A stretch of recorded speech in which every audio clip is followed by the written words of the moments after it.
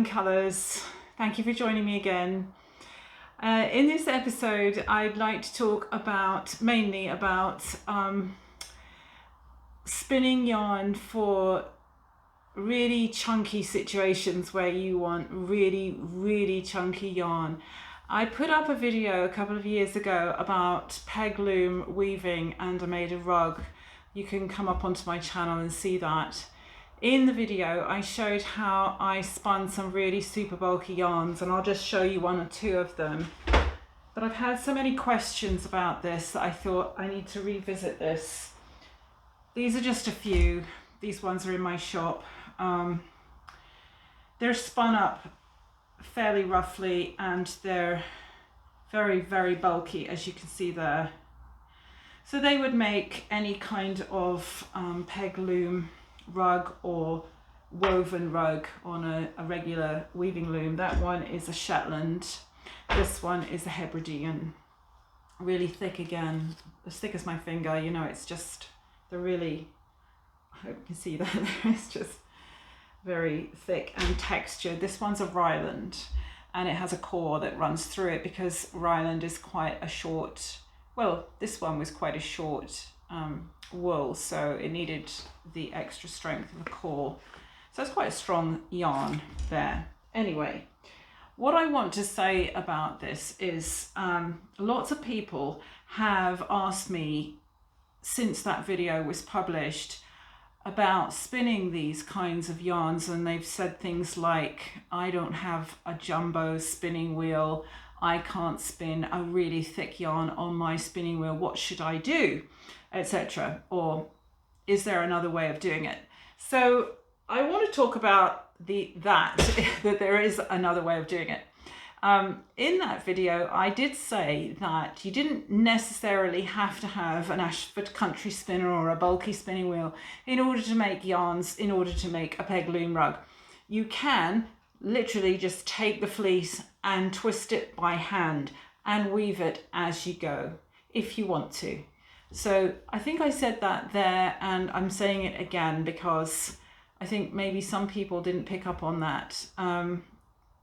I would be picking my fleece very carefully if that's what you want to do, because you would want a fleece that had long enough fibers that you could do that. So a really short one is not going to work very well, because if you're dealing with very short locks and then trying to spin them and weave them at the same time is probably going to shed a lot of locks when you've finished your job, and it's not going to hold together quite so well. So I would be going for a longer lock if that's what you're doing. Also, I think it's easier if you start with a fleece that is already semi-felted, so one that you lift up out of the pile and you tug on it and it's a bit tight, so it's what we call cotted. So that would be a suitable sort of fleece. You could rip strips from it and you could sort of loosely twist them, and it would all hold together nicely. But if you would like to spin a really chunky yarn and you haven't got the piece of equipment to do it on, I'm going to suggest something a little bit innovative that I haven't done myself before. I've trialed it, but I'd like to show it being trialed. But just before I do, I'll show a few other projects, but also I want to just say about that we might want to know why you would even want to spin that yarn to start with. Why would we need to have this kind of yarn? Why don't we just spin as we, twist and weave as we go? Well, there are a few reasons. Firstly, what I've just said here is this was a short fiber and it needed a core. So you've obviously got to spin that on a piece of equipment in order to put the core in it. The second thing I would say is that we thoroughly wash the fleece before we make this yarn. And the reason for that is probably fairly obvious that you're not going to want to wash this rug when it's done, because it will be very heavy and unwieldy, and you're not going to be able to get the water out of the rug as easily as you would if you were making yarn and then weaving the yarn. I have washed a fairly large peg loom rug in the past, and I managed it because I have an industrial sink, but it was hard on my back and it was hard to get it dry. I do have a good setup in my house for drying things, so I was able to manage it. But most people, you know, just with your ordinary home and your machine washing or your ordinary sink and what have you, it's going to be more challenging, let's put it that way. So that's one other reason why. Firstly, you might want to put a core in it because it's a smaller lock. Secondly, you might want to scour it further. So you wash your fleece, obviously, and then you may still come back and look at it and say, I can smell it, or I don't want to smell it, and there's still dirt. I really want to scour it. Thirdly, you may want to scour it and then dye it. So that's another big reason for doing your own yarn first. The other thing is, I think, is the speed of weaving. So once you've got this nice ball of yarn, you could just work away and you have the rug done in next to no time. So those are my reasons for spinning the yarn. You can make your own mind up as to what you want to do. So we'll come back to this. I'm going to also show a little bit of video that I made last week, because somebody wrote in and said, could I please show how I wash a fleece? And I'm just showing it. It's very straightforward. I actually have a video up already that I show fleece washing, but this one just shows a little bit more of what I'm doing. So I'll put that in here somewhere in this video. So to go back to one or two other things before we visit this project, I wanted to show some of my solutions for storage that I have found for my needles. I did mention this a few videos ago, and I found it really difficult to store and categorize my knitting needles selection, and I haven't actually found any sort of solution yet for my double pointed needles. And the reason for that is because you've got really short ones, middle size and long ones, and it's quite tricky to find something that's big enough to take all of that. Now I'm talking about the UK market. In America there will be different products available, so you probably have products that would cater for that. I've seen some online. I don't want to pay the postage, so I'm trying to find something in the UK. So the first thing I found was this is from Amazon, and it's made by Tmoy. I don't know who they are. And this one is for my straight needles. Now it does not contain my entire collection, but I can just show I've got a lot of needles in here, different sizes, different lengths, and it has this see-through pocket in the middle which has my button dividing tool. I'll just show that actually, because that's really useful. It's one of these things which you put along the edge of your garment so you can mark where your buttons go. And I didn't have one of these for a long time, and I always measured and subdivided and got it wrong, so I'm really happy to have that. I've just used that for the first time actually. And I have a needle sizer there. It is okay. It's not big enough. I'm going to need a second one, and I might even need a third one. This has got all my first sizes in it. So it's got like from 2¼ millimeter right up to, I think I've got a 6 millimeter in there, but when I get another one, I think I'll just spread this out and put my 6 millimeters in the next one. So I like this in that it's got this little elastic pocket at the top which stops the needles from shooting upwards. And I like it because it's stiff. I've worked for the last 40 years with those cloth rolls that you flip the top over and you roll them up and tie a knot, and they are fine. I've used one for decades, but it always annoys me when I open them and for some reason it falls between my knees or something and the needles shoot out. I don't find them the easiest things to use, especially if I'm traveling. I like to have something like this. So I've really enjoyed having this, and I keep that neat, nice case. It's quite nice and neat. It's narrow in the side of my knitting basket, and they're always there. I don't have to fight to find them. So that's my straight ones.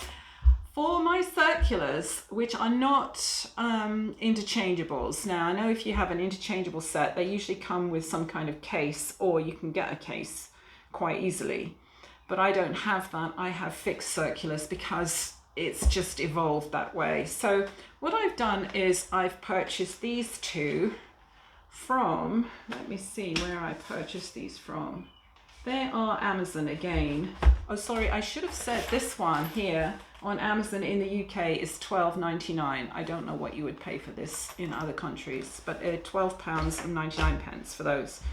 These ones were, or I should say, these are $15.89 at the moment. Now, I happen to get these on sale, so I didn't quite pay that. I think I paid $11.99 for them. And I started with this one thinking that it was going to take all of my collection. But when it came, I realized that it wasn't so much that it wouldn't take it. Well, actually, it wouldn't take it. It wouldn't take my whole collection. But if I filled these all up, I couldn't shut it. So I was very pleased that I'd chosen one with a tie. To start with, I was thinking I'll get one with a little pop stud, but I'm glad I got the tie because it goes with the size of what's in there. So if it's very small and you haven't got so many needles, you make it small and then you just tie it up. So that works for me. And it has these pockets in here. I don't know how many pockets. 1, 2, 3, 4, 5, 6, 7, 8, 9, 10, 11, 12. And they are secured in with a binder ring here. So presumably I can get replacements. I haven't checked that yet. I don't know the answer to that. I can get 2, maybe 3 circulars in each container. They're not overly big. I would have really liked to have seen this a bit bigger with more pockets so that I just had one unit, but it works. But I realized after filling this first one that I needed a second. So I went out and got a different color. So this is my bulky needle, the 5mm up, and you can see it's stuffed. So again, I was very glad to have the tie, but it works, it does work. I think, as I said before, I think the American market has the edge on us on these products, but if you're in the UK and you want needle storage, they're good. The other thing that I'd like to just say is I want to look at a couple of books here. Somebody wrote in and said, could I give the pattern or the pattern designer for the Norwegian kind of sweater that I made with a thick band around it that was dyed with onion skins, and that was in my last episode. And it has originally come from this book by, I'm going to pronounce this wrong, sorry, Susan Pagold, not sure, Pagoldh, presumably Swedish or Norwegian, and I'll put a link to this in the description, but it's probably not in print anymore. This was printed in 1992. And I have a tag in here just to show the picture of the one that I took that pattern from. And as you can see from that picture, the Sorry, the camera's blowing out here because of the light. But the neckline I changed. This one here is the one that I knit the pattern of, and I changed the neckline completely. But they do give instructions in the back on how to do that sort of thing.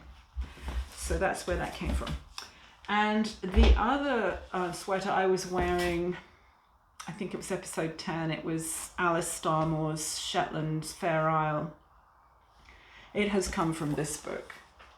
I'm not going to go over this book because it's such a well-known book, but just will highlight the fact that in the back she has all kinds of information about changing designs and how to adapt them for what you really want to do.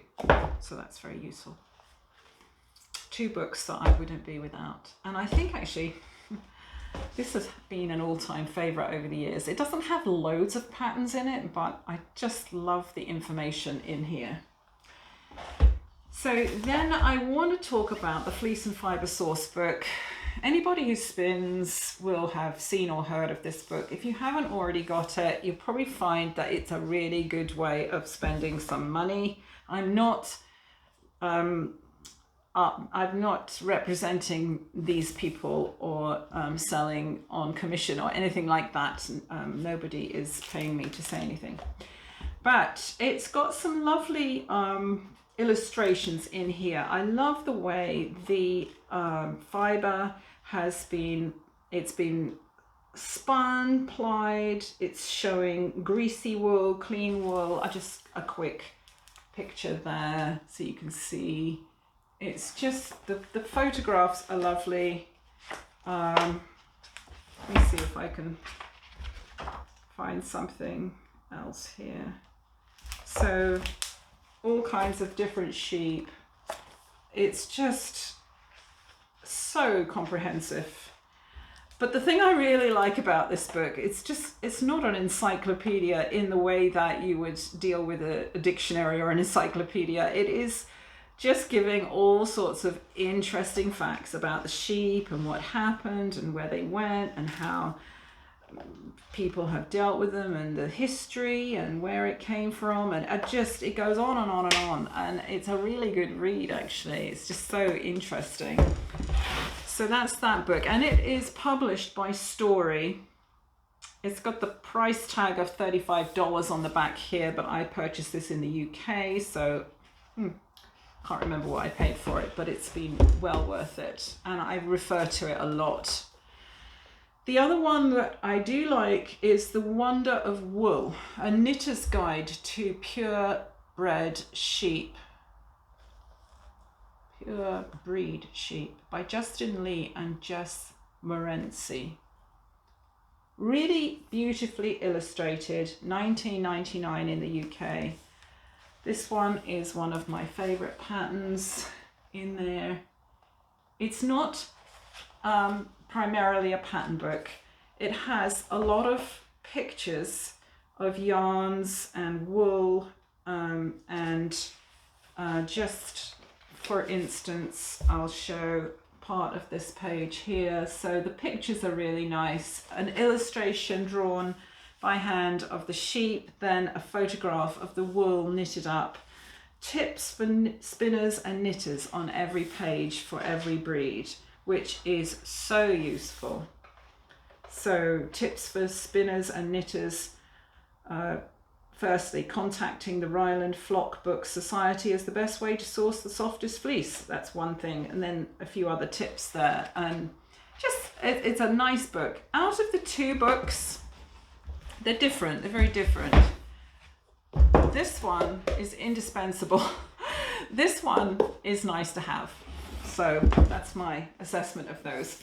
Anyway, I'm going to leave that just there at the moment, and then I'm going to reposition this camera and attempt to show you my experimental way of spinning super bulky yarn. But before I do, I'm just going to say that I got this idea originally from having seen rope making happening in the village of Hawes in Yorkshire in the Dales, where there's a rope makers. And it was in my mind that they spun this long piece of very thick rope from some kind of circular thing at one end of the room, and then they walked backwards. And that's all I could remember. As it happens, when I went to research that, it isn't what I'm wanting to do, because it was more of a twister. It twisted ropes together that they already had to make a thicker rope. And that wasn't what I was looking for. And when you Google rope making, that's pretty much what you come up with. But there are a couple of exceptions. One of them is Sally Pointer, and you'll find her YouTube video channel up there with certain things on rope making from bast, which is the inner layer of bark that comes off of trees. I'm not going to go over that process, because I'll tell you who does go over it is Brinkman Crafts, and he's Swedish. He has a small channel, and I will link that one below. It is super interesting. I very much recommend you go and watch it. He shows how they take the bark off the trees, how they ret the fiber like you do with linen, remove this inner layer, and how they deal with it, how they process it. It's just super interesting. And on his channel, he shows a sort of, don't know what you would call it, but it's like it's a cross spool thing that sits up on a pole. And I'll see if I can get a picture of it. I'm not sure if I can, but if I can, I'll post it up here. And he actually hand spins the bast. And I thought I could take that process that he's doing, and I could do it myself and make a really chunky yarn that my Ashford bulky spinner won't even spin. And I could use this to do it with. So that's what I'm going to go outside and do. This is a Knit Pro skein winder that normally sits there on the table like that, and you push this up here like that, and you put your skein on it and it spins. So I'm going to take it outside, and I'm going to put it on its side, and I have to take it outside because I have nowhere else inside my house where I can latch that on to something that's upright. I'm going to try and put it on the fence. Let's hope it works. So in order to stop this portion from spinning out and out and out and out and out so that it's really, really wide, which I don't want, I'm going to put some low tack tape on this shaft here so that it can't go any further up. You could choose anything really. I'm sure there are other things you could choose. So that's just an introduction. I brought in a fleece here from my storeroom, and I'm going to try to make a very, very chunky yarn from this fleece and another one very similar to it, just to make a new peg loom rug. And I've chosen this one because I like the colours in it, and it's a fairly long stapled Shetland. This is the neck end up here, and this wool won't be any good for a rug really because it's too short, so I'll take that off. I want to have coloured wool in this rug, so I'm going to be just using the coloured areas. I don't really want white in the rug because although it looks nice, it can be a little bit impractical. This is my industrial sink, and I have a plastic $3.99 trug here from the hardware shop. I'm just going to move the camera slightly so that you can see what I'm doing with this. And I'm filling this right up with water that is as hot as I can possibly touch. I have in here a very big glug of my wool wash that I use. You do need quite a good glug of wool wash for doing a whole fleece, because there's a lot of dirt and grease in one whole fleece. Because these Shetland fleeces weigh a couple of pounds, I can get a whole fleece in here in one go. So I brought through the first fleece that I showed on the table, and I've already unfurled it, so to speak. So the whole thing is going in there, and this is where I use my antique, it's a copper posher. There are probably other names for them, but that's what I've always known it as. And it's just going to go right down there underneath the hot water. And immediately the water is turning murky, dark brown. So that's all I do. I do not agitate it. I just push it down under the water there. And I'm now just going to leave that for 45 minutes to an hour. And by that time, hopefully, if there were any moth eggs in there, they'll all be gone, I hope. Or at least they won't hatch out. That's the hope. So I'm back an hour later, and I have now this vintage bread basket here that I picked up in a vintage shop. I've actually got 4 of them, and I use them for dehydrating things on outside or in the sun lounge in the summer. It just so happens that it fit perfectly inside the edges of this sink. That was not planned, but I would suggest if you have this kind of setup, maybe make one. It wouldn't be very difficult. So I just put that there, and then I like these trugs because you can just grab the sides of them. I just need to move this up slightly so you can see. Just grab the sides of it and tip it.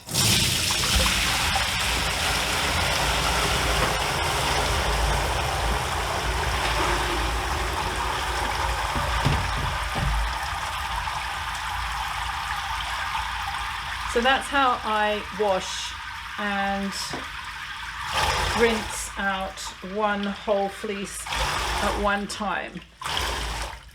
Just gently pressing on that. The water's draining away through the plug hole, and then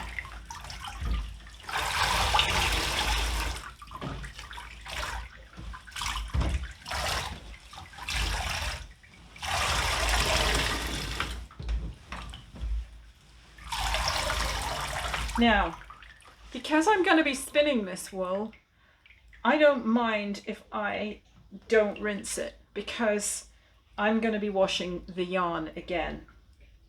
If I were going to be twisting this wool and putting it straight into my peg loom, I would definitely need to be rinsing this out, and I would use a good glug of vinegar in the rinse water, a good glug. And I might even put it in twice into a very hot rinse load in here, and do exactly what I've just done for washing again. So now what I'm going to do next, you might have to, well, I might be able to reposition the camera here so that you can see it.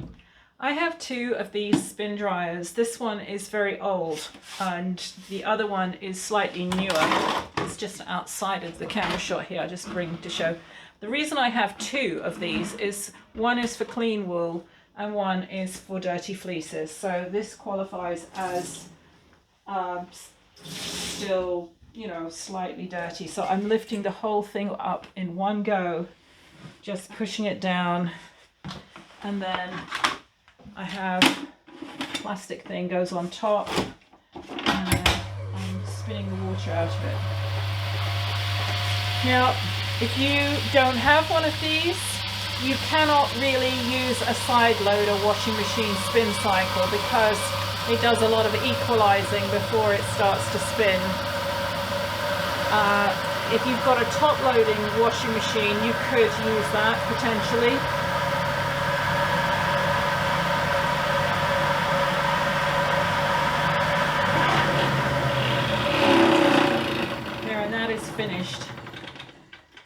So I can now take this out and put it in the sunshine.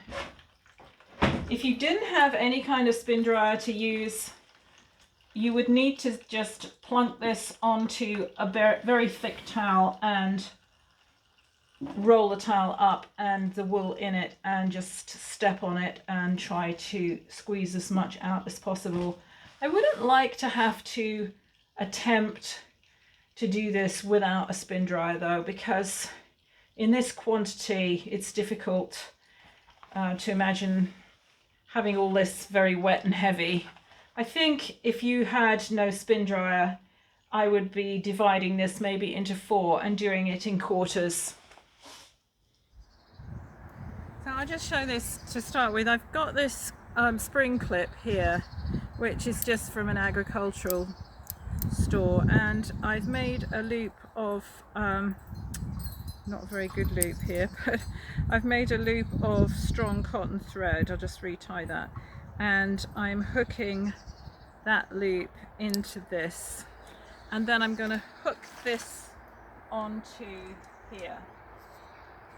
So I'm working off of this hook, and I'm going to add my fleece, which is down on the ground here. It's a piece of old scrap fleece which I didn't really want. It's got a lot of vegetation in it, but I'm just using it for demonstration purposes and experimental purposes. So to start with, it seems from my previous attempts that we have to get a lot of spin going in this to start with, and you don't want to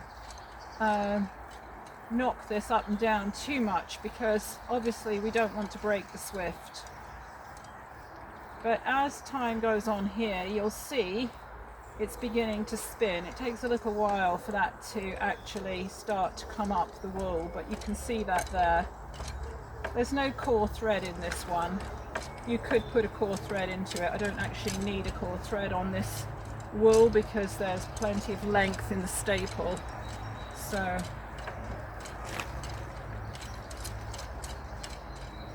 I would say this is probably slightly slower than a spinning wheel, but it is a way of producing a very thick yarn for making some kind of woven rug. And it is in principle the same idea as the bast spinning was done in the from Viking times onwards, actually, or maybe even before then, I'm not sure. But certainly into medieval times, bast from trees was spun on something resembling this, which of course you could make. You don't have to use a swift. If your swift is very precious, you perhaps wouldn't want to. You perhaps want to make something. You could also use the low speed on a drill if you set up a jig. So anyway, I've got quite a bit of length there. I've probably got 1.5 meters. So now I'm going to spin this, sorry, not spin it, I'm going to just twist that, it's a bit awkward, onto here and come up back to my hook and hook it back in to there, and then we can go again. So I'll just see how much I can get done, and also I'm a little curious, how thick can I make this?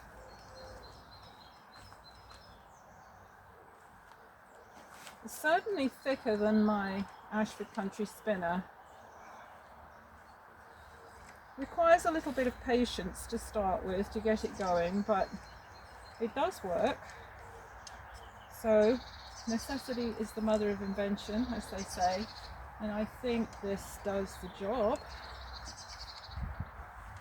I'll just come out and hook it back on again in a second, letting the twist travel up a little bit.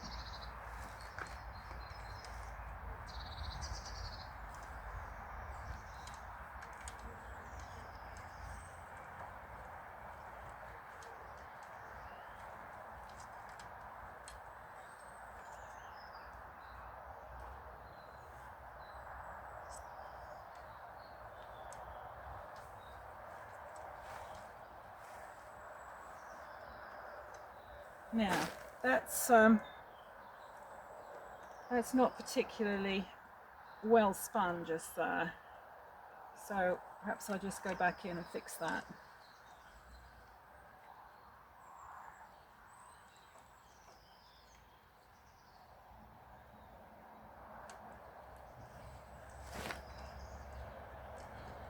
Another thing that might be easier on this is if you draft out your whole fleece to start with before you begin. That might help, especially if you're new to spinning. Right, so I've got enough there to go again.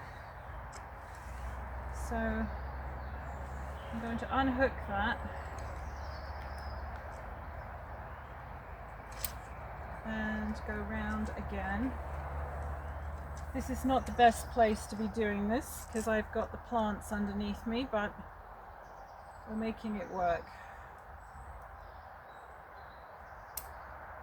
Okay, so we've got 2 lots there now, so yeah, it probably helps to just tease this out a bit. And if I were doing this for myself for a rug, I would definitely wash this wool first, because I would want it really nice and clean, and then I would wash it again as a yarn. There we are.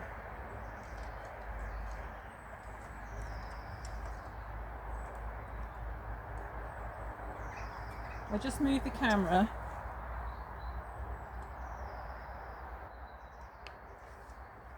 so that you can see it from a different angle.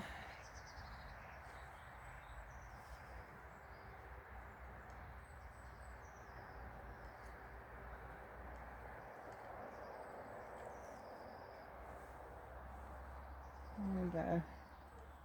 Oh, this is kind of fun. I could get into this.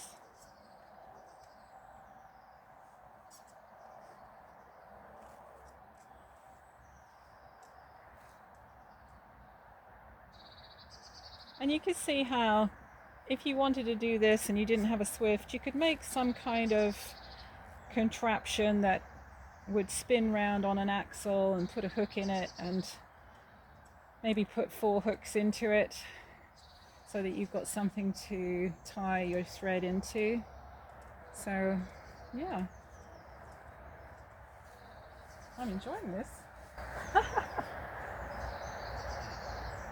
Just unhook that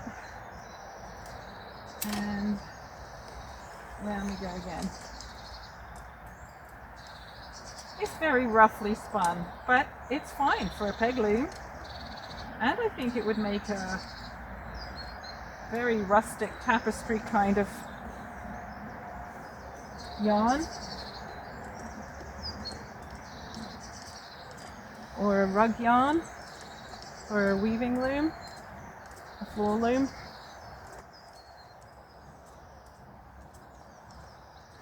I think the further you get out, the more it is just a little bit more unwieldy, but it's okay.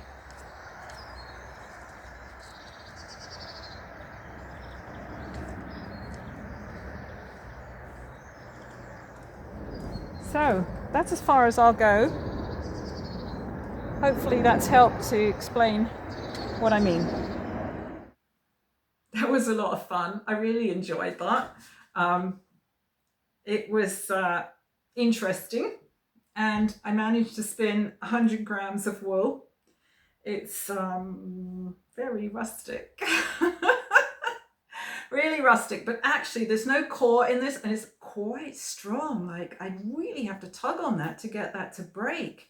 So I wouldn't have any bother with just using that in a peg loom or in a weaving, in a rug or a tapestry or something. I just think that we need to use a little bit of imagination sometimes and see what we can do with things. I might try this again with a drill set on slow speed with a hook in the end. I've already got the hook, so I'm going to go at that, but I'm not sure if it will actually make a video in the future or not. But I wouldn't want to give any electrical advice on this podcast. So Anyway, when I was first married, we had 7 children, and I homeschooled, and money was always a little bit in short supply. So I used to say to myself, well, what have I got in my hand? I'd read that in a book somewhere, and it stuck with me, that phrase, what have I got in my hand? I can't go out and buy something here. I can't necessarily go and get some new equipment or go on a course or buy expensive supplies. But what do I have in my hand, and what can I do with it? So I think that's really where I'm going with this video, that we want to do something. How can we do it for very little money? Wool is just so cheap in the UK. Now, I know that's not the case for everybody watching, but this fleece was free. I can pick it up off of barbed wire fences all across Britain. I could ask farmers, I could get wool. It wouldn't be difficult. And basically all we're doing with wool, this is a little bit of the fleece I was spinning, is we're twisting it. That's how, it's not difficult. And it's just how we twist it to make the yarn that we want that is the question. There's a biblical proverb which says, much food is in the tillage of the poor, but that is destroyed for lack of judgment. And I think that means that there's a lot out there. There's an awful lot. And we have lost a lot of skills and understanding over generations and over centuries. And those things are out there. YouTube helps us to access them because we can tap into other cultures and other ways of doing things, just as I've done with the bast spinning, and we can learn. And it's not all about materialism, is the point I'm making. We can't necessarily go out and spend money on some product, but there's a lot out there that we can do. So I hope you've enjoyed this video as much as I have, and join me again next time, and please hit the subscribe button and the thumbs up if you've enjoyed it. Thank you.